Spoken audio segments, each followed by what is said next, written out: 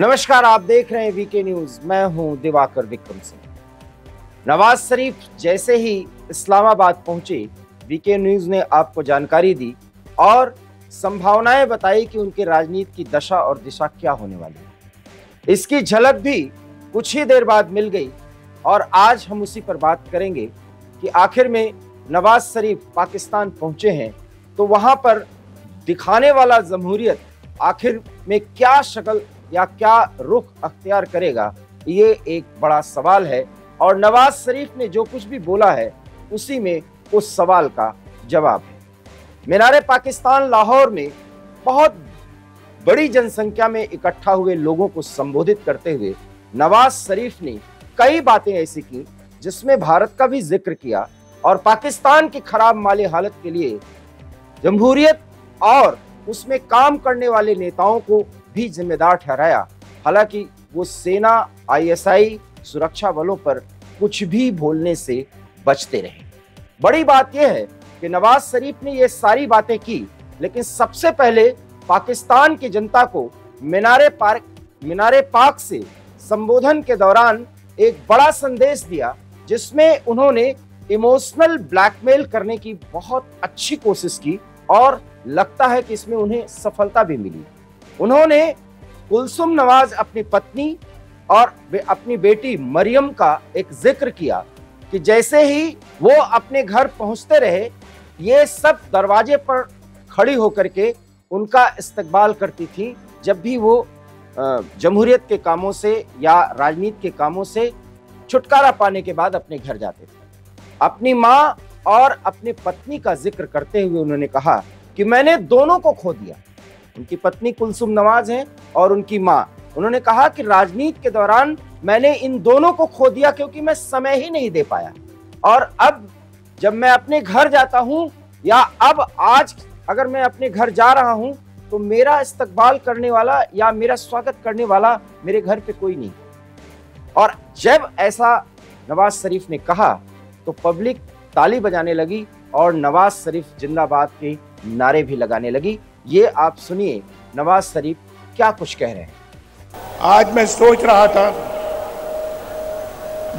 रहा था कि मैं जब भी कभी बाहर से आता था, मेरी वालिदा, मेरी बीवी कुलसुम घर पहुंचता था तो दरवाजे पे खड़ी होती थी मेरा इस्तकबाल करने के लिए। तो सुना आपने, पाकिस्तान की जनता को इमोशनली उन्होंने बहुत कुछ अपने तरफ अट्रैक्ट करने की कोशिश की है, और ऐसा इसलिए क्योंकि उनके खिलाफ अभी भी भ्रष्टाचार के मामले हैं और ऐसा माना जाता है कि शायद ही वो चुनाव में लड़ पाए जो अभी आने वाले समय में होना है। इसके बाद नवाज शरीफ ने देश की माली हालत की चर्चा की। उन्होंने कहा कि जब मैं प्रधानमंत्री था या पाकिस्तान में जब मैं था तो देश की हालत इतनी अच्छी नहीं थी।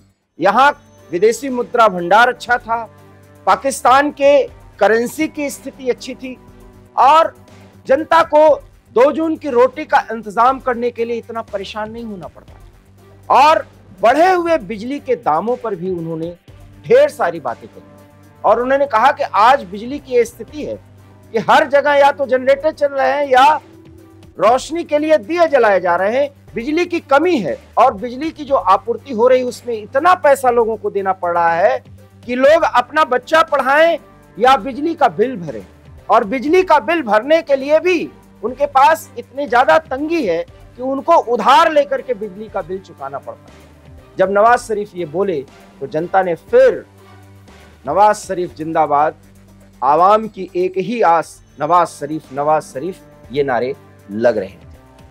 क्या कहा उन्होंने, सुनिए। बिजली का बिल देना मुश्किल हो गया या नहीं हो गया? उधार लेके बिजली का बिल देना पड़ता है। लोग खुदकुशियां कर रहे हैं। तो सुना आपने, बिजली के बिल और देश के माली हालत पर भी उन्होंने इतनी बातें की। इसके बाद उन्होंने भारत का जिक्र किया और जब भारत का जिक्र किया तो जनता और तेजी से ताली बजाने लगी। हमने बार बार आपको बताया है कि मीनारे पाकिस्तान में जब वो जनता से पहली बार 4 साल के बाद पहली बार मुखातिब हो रहे थे तो जनता भी बहुत गर्मजोशी से उनका स्वागत कर रही थी। ऐसा नहीं है कि पूरा पाकिस्तान उन्हें बहुत पसंद करता है, क्योंकि इसमें PMLN जो उनकी पार्टी है उसके कार्यकर्ता भी बड़ी संख्या में थे। लेकिन आवाम को अपने साथ जोड़ने के लिए नवाज शरीफ ने बहुत अच्छी पहल की, एक राजनीतिक सूझबूझ का परिचय दिया। उसमें भावनाएं कितनी थी ये एक अलग सवाल, क्योंकि उन पर भ्रष्टाचार के आरोप। हाँ, तो मैं बता रहा था आपको कि जब वो जनता से इस तरह से तारुफ हो रहे थे और अपनी बेटी का भी उन्होंने एक परिचय कराया जलसे में, हालांकि वो किसी परिचय के मोहताज नहीं है, लेकिन उसका भी अंदाज जो था वो निराला था। तो भारत के बारे में उन्होंने जिक्र किया कि हमारा पड़ोसी न्यूक्लियर क्षमता से युक्त हो गया और अगर मैं ना होता तो पाकिस्तान में परमाणु बम न बनाया गया होता। और ये उन्होंने कहा कि अल्लाह के रहम से ऐसा हो पाया और मेरे नेतृत्व में पाकिस्तान ने परमाणु बम बना लिया, न तो अमेरिका की चिंता की न दुनिया के किसी अन्य देश की। क्या मेरे नेतृत्व की ये अच्छी खासियत है या नहीं? तो जनता ने कहा हाँ, जनता ने कहा हाँ। ये एक जवाब था। दुनिया का ताकतवर तरीन सदर मुझे कह रहा है कि धमाके ना करना। हमने धमाके किए और इंडिया का जवाब ठीक ठाक तरीके से दिया हमने एटमी धमाकों का। इसके बाद नवाज शरीफ ने एक ऐसा नजारा पेश किया जिसे आपको देखना चाहिए।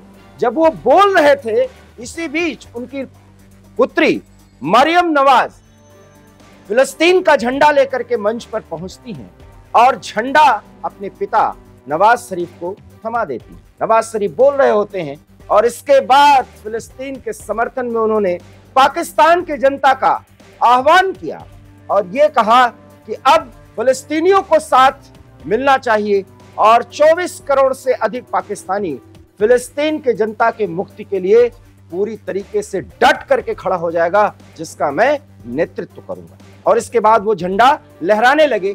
इसमें कुलसुम नवाज उनसे कहते हुए सुनी जा सकती हैं, ये है फिलिस्तीन का झंडा, इसे आप पाकिस्तान के जनता या आवाम के सामने फहराइए। ये जो जलसा कर रहे हैं इसमें इसको फहराइए। आवाज भी उनकी सुनी गई और इसके बाद उन्होंने झंडा फहराया, फिलिस्तीन के समर्थन में ढेर सारी बातें की और पाकिस्तान की जनता से वायदा लिया और वायदा दिया कि जब भी जरूरत पड़ेगी फिलिस्तीन के लिए पाकिस्तान बिल्कुल डट कर खड़ा हो जाएगा। हम सब मिलकर फिलिस्तीन की मदद करें, उनको जुल्म से बचाएं। उन पे भी जो इस वक्त जुल्म का सिलसिला जो जारी है वो इंसानियत के खिलाफ जुल्म है। हम उसको हर तरीके से कंडेम करते हैं। मेरे साथ मिलके कहो, हम हर तरह से उसको रद्द करते हैं। बोलो, रद्द करते हैं।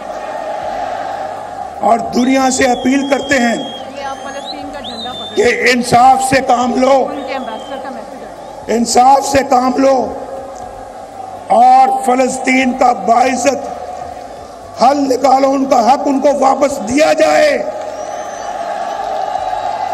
मतलब साफ है, संकेत उन्होंने दे दिया कि पाकिस्तान की माली हालत खराब है, देश की आर्थिक, सामाजिक और राजनीतिक और विदेश की नीति पर भी उन्होंने ये कहा कि हम किसी से दबते नहीं। मतलब संकेत उन्होंने ब्रिटेन और अमेरिका जैसे देशों को भी दे दिया, जो आरोप इमरान खान पूर्व प्रधानमंत्री लगाते रहे नवाज शरीफ पर कि उनके और उनके भाई शहबाज शरीफ ने पाकिस्तान के आवाम के अनुभव को पूरी तरीके से दरकिनार करके उनके आत्म स्वाभिमान और सम्मान को ताक पे रख करके अमेरिका के डिप्लोमेट के चरणों तले पाकिस्तान के सम्मान को रख दिया। और इसमें नवाज शरीफ का भी नाम लिया गया, पाकिस्तान के सेना के जनरल्स का भी नाम उन्होंने लिया। नवाज शरीफ ने इसमें कहा कि जब भी वो प्रधानमंत्री रहे या पाकिस्तान में मौजूद रहे, किसी भी देश के सामने वो झुके नहीं। कुल मिलाकर के मीनारे पाकिस्तान से वो संबोधित जब जनता को कर रहे थे तो जलसे में जो उत्साह दिख रहा था, ऐसा लग रहा था कि नवाज शरीफ का बहुत बड़ा स्वागत किया जा रहा है और आगे किया जाएगा और देश में उनको बड़ी ताकत मिलेगी। अगर वो चुनाव लड़ पाए तो बहुत अच्छा, न लड़ पाए तो उनकी पार्टी बहुत अच्छे मार्जिन से विपक्ष को हराएगी। ये और बात है कि चुनाव होगा और उसके जब रिजल्ट्स आएंगे तो देखना होगा कि कौन जीतेगा कौन हारेगा, लेकिन शहबाज शरीफ ने जिस तरीके से अपने भाई का स्वागत किया और उसके बाद उन्होंने कहा कि अब देश को एक नेतृत्व मिल रहा है। नवाज शरीफ पाकिस्तान पहुंच चुके हैं और पहुंचने के बाद ढेर सारे मुद्दों पर लाहौर में उन्होंने जनता से संवाद किया और उस संवाद में उन्हें समर्थन भी मिला। अब आगे देखना होगा कि जमहूरियत को स्थापित करने के कवायद में जो कि सेना और आईएसआई चाहती थी, किस तरीके से नवाज शरीफ की भूमिका तय होती है। इतना जरूर है, पाकिस्तान पहुंचने से पहले जब वो हवाई जहाज पर चढ़ रहे थे तो उनको क्रू के कुछ मेंबर्स ने गालियां भी दी थी। गालियां खाने के बाद पाकिस्तान पहुंचे जरूर हैं। चोर होने का आरोप उन पर लग रहा है। क्या वो इन आरोपों से मुक्त होकर पाकिस्तान की जनता के सामने हीरो के रूप में प्रस्तुत किए जाएंगे और वो अपने को साबित करेंगे कि वो पाकिस्तान की जनता के हीरो हैं? ये एक बड़ा सवाल है। तो आपको हमारी ये खबर कैसी लगी, इस पर अपनी राय दीजिए, प्रतिक्रिया दीजिए और इससे एक जनमत तैयार होगा, क्योंकि पाकिस्तान हमारा पड़ोसी है और जमहूरियत के अंदर पल बढ़ रहे वहां के नेता हमारे और पाकिस्तान के रिश्तों को आगे आने वाले समय में तय करेंगे। फिलहाल मुझे दीजिए इजाजत। नमस्कार। वीके न्यूज, राष्ट्र के नाम।